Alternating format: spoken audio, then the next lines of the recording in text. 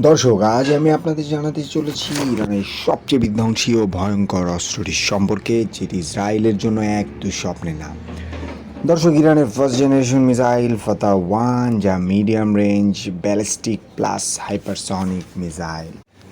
Iran এটি 2022 সালে নির্মাণ করে এবং 2023 সালে জনসম্মুখে নিয়ে আসে। এর রেঞ্জ 1400 কিলোমিটার, যা ঘন্টায় 15,900 কিলোমিটার গতিতে শত্রুর লক্ষ্যবস্তুতে ছুটতে পারে। এর গতি এতটাই অবিশ্বাস্য যে মাত্র 3,900 সেকেন্ডে প্রায় 2,000 কিলোমিটার দূরের ইসরায়েলের যে কোনো লক্ষ্যবস্তুতে আঘাত আনতে সক্ষম। সবচেয়ে চাঞ্চল্যকর তথ্য, এই মিসাইল নিক্ষেপের পরও একই গতি বজায় রেখে এর লক্ষ্য পরিবর্তন করতে সক্ষম। সবচেয়ে ভয়ঙ্কর ব্যাপার হলো, এই মিসাইল প্রতিহত করার মতো কোনো এয়ার ডিফেন্স ইসরায়েল বা আমেরিকা প্লাস পশ্চিমা বিশ্বের কারো কাছে নেই। সো দর্শক, খেলা মাত্র ইরানের শুরু। ইসরায়েলের জন্য আরও অনেক অনেক ভয়ঙ্কর ভয়ঙ্কর রাত বা